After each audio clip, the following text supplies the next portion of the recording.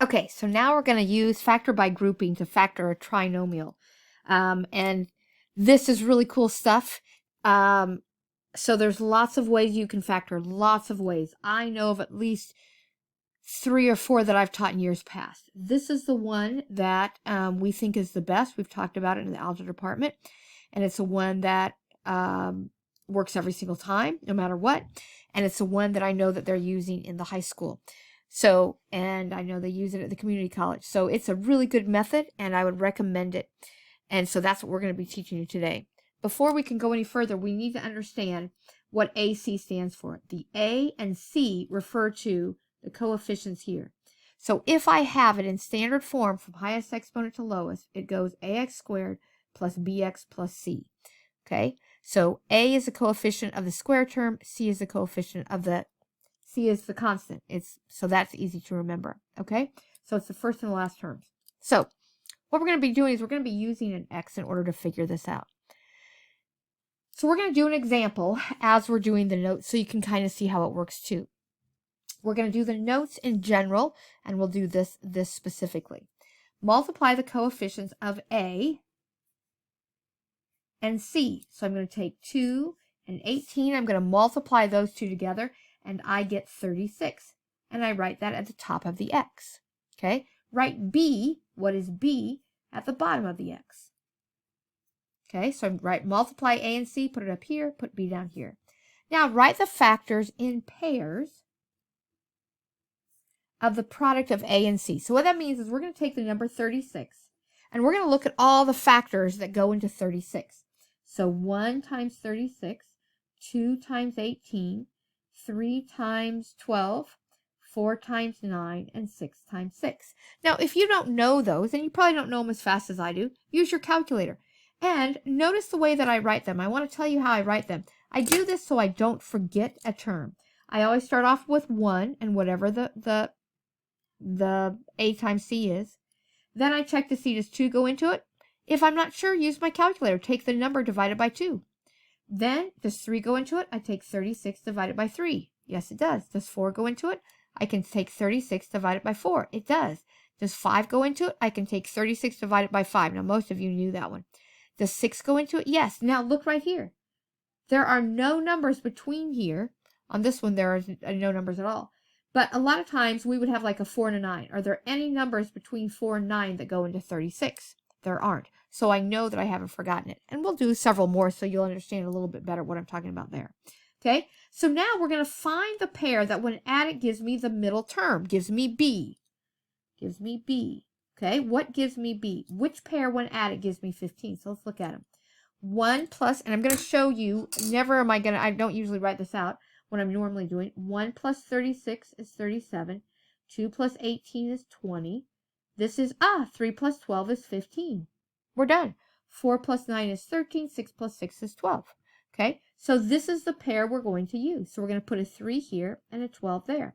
Now, keep going in on this one. It's not going to make a big deal because everything's positive. But if the product of A and C is positive, then the signs are the same. They're both either positive or both negative. Okay, but they are the same. Here, we have a positive 36, so these are both positive. If the product A and C is negative, and we'll look at one here pretty soon to talk about it, then the signs are different. Okay, the larger factor, so the larger of these two, so for here, 12 is the larger factor.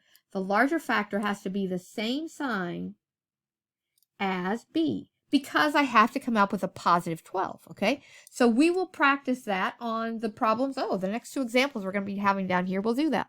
Okay, so we have now identified it. This x is going to tell us now what we have to do right here. We're going to now take the polynomial, write the polynomial in 4 terms. With the middle term, expand it. So see how we have a 15?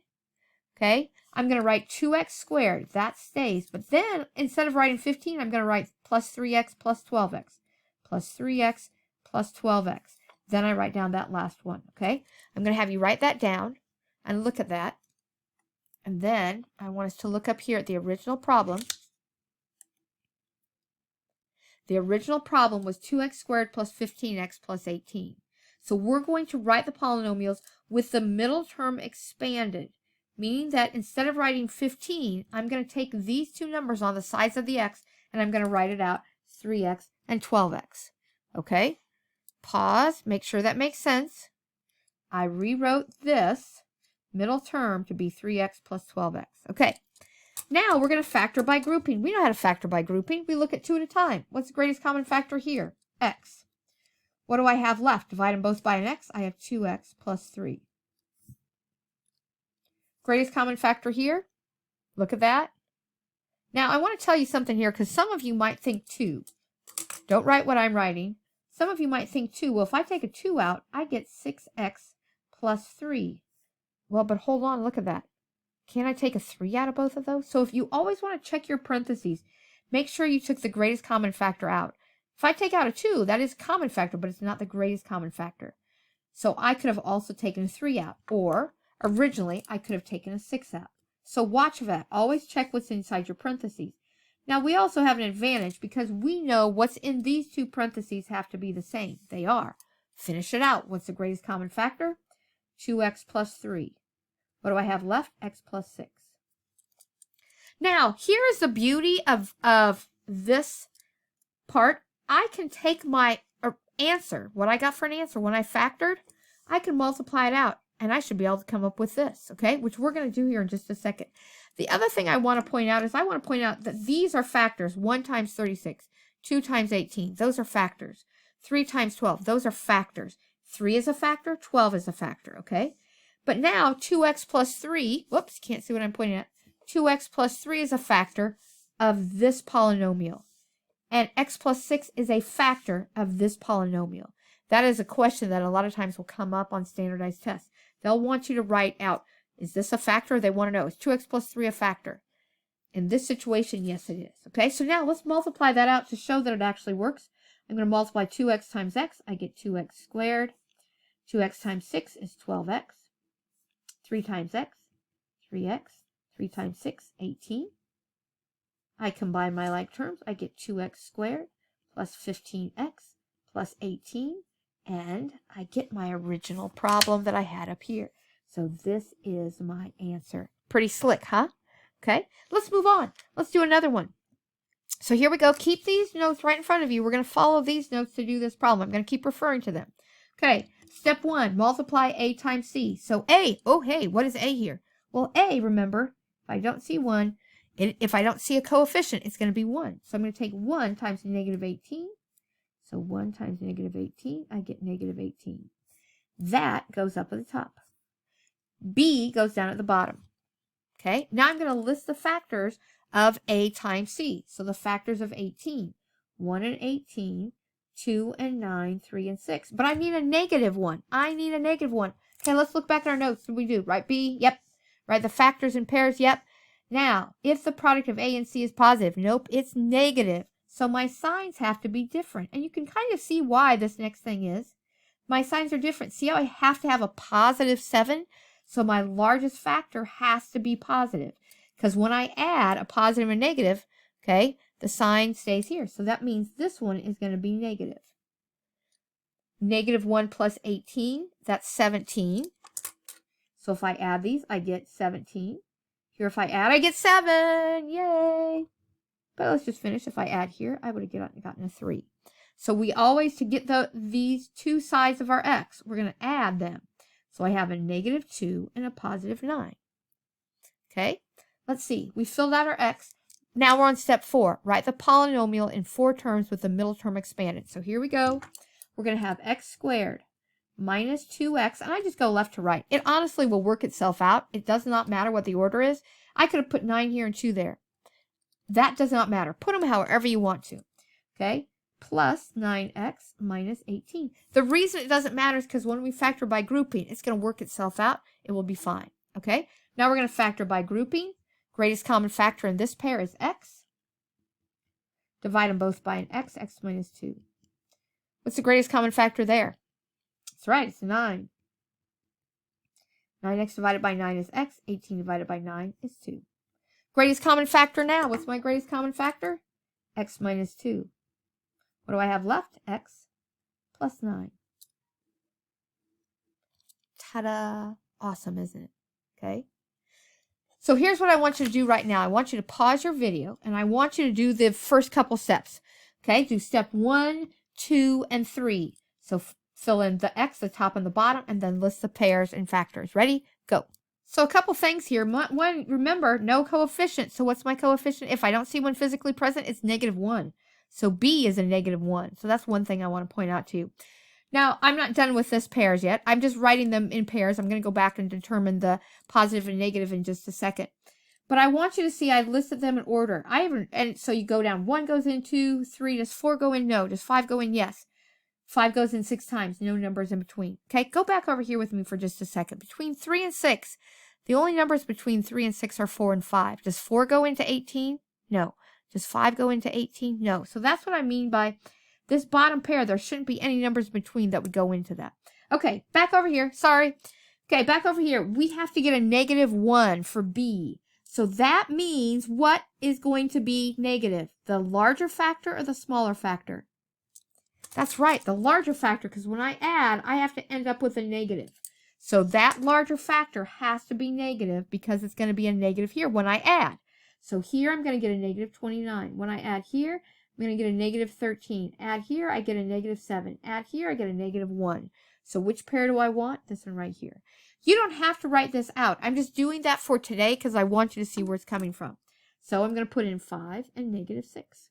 And I like to just keep this order the same. Don't overthink that. Just write them down. It will work itself out when you go to factor by grouping. Okay, now the next step is we have to write out step 4. Write out 4 terms. So we're going to take this and expand that middle term. Instead of -1x, I'm going to use 5 and -6. So 2x squared plus 5x minus 6x minus 15. First term comes down, last term. Take that middle term and expand it out with this. Now we're going to factor by grouping. What do these two have the same? They have an x. That's right. Take an x out. So I get 2x plus 5. Okay. What do these have? Oh, third term is negative. Third term is negative. Factor out a negative.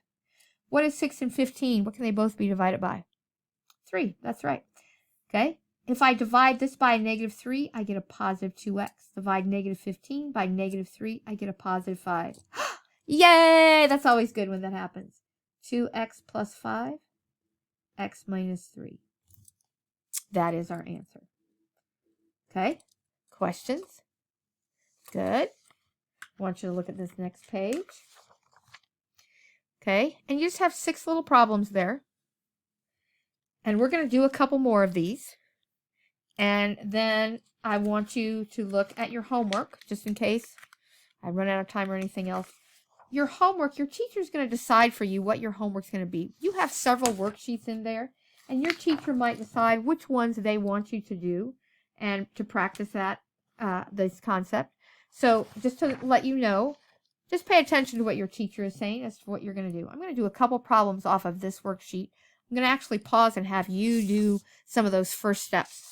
Okay, so right now I'm going to have you pause and do number 2. Do number 2. At least try it.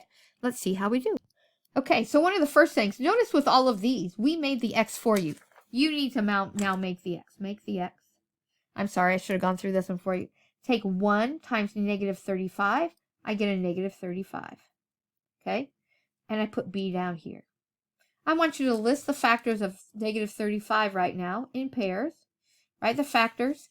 Figure out what is going to be on each side. Go. So hopefully you realize, hey, -35 doesn't have too many factors. All we have is 5 and 7 that will add to 2. I have a -2, so I have to have a -7.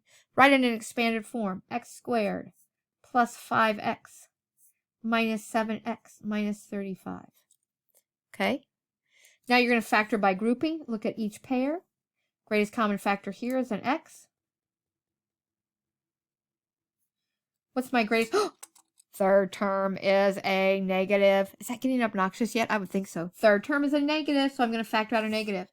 7 and 35, you can divide them both by an x. So divided by -7x, I of course get x plus 5 because I'm doing it right. Yay. Now, here's how you would have checked to see if another way, if you would have gotten negatives in here, you would have been going, wait, those are both positive. So that would have been, you got to you got to a certain location, you need to go back because you're wrong. Okay, so greatest common factor, x plus 5. What do I have left over? X minus 7. And again, you can check your answer and see if that's right. Let's move down and do another one. Oh, what one would be a good one to do? Should we just do 4? It's right there. Let's do 4. Okay, here we go. Oh, and bigger numbers. Yay, here we go. Make your x. Put what should go up here and what should go down there. Go. I'm going to pause. You're going to do that. Okay, so you took 3 times 24 and got 72? Yep. So we're going to list the factors of 72. Ready? Go. List those factors in pair. Go. So the factors of 72, 1 and 72. Now, if you're like me, I got to 2. I didn't know how many. I didn't remember off the top of my head 2 went in 36 times. So I took a calculator and took 72 divided by 2. I knew 2 went in, though, because it's even.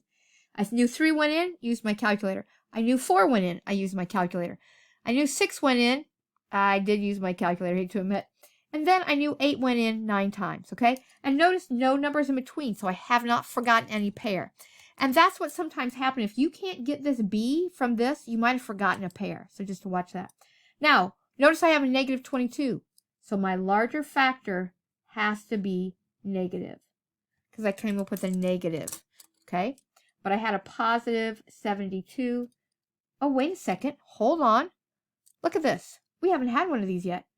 This is a positive, and that's a negative. So that means that all of these have to be negative. They have to be the same sign. Wow, we hadn't done one of those yet. Glad we chose this one. Okay, so we have to look at our pairs again and see which pair, when added, gives us negative 22. Well, obviously not that one. Negative 38, negative 27, negative 22. Ta-da! There it is. Negative 4, negative 18. Okay, good. Okay, now we're going to write that in expanded form. 3n squared minus 4n minus 18n plus 24. Okay, that one always catches me the first time I do these again for a while. I haven't done for a while. So 72 is positive. My signs had to be the same. They all happen to be negative because they have to be, I have to add to get a negative. Okay, good. So I'm glad that happened. Now factor by grouping. What do they have the same? N. What do they have the same? Oh, third term is negative. Okay, what do they have? What can they both be divided by? 2, but is that the largest? 3 goes into both. 4 does not. 5, 6. There we go. 6 goes into both.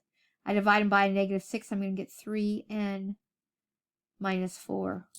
And it kind of helps and uses to your advantage. You know you have to come up with a 3n minus 4 because you're pretty sure you factored this right.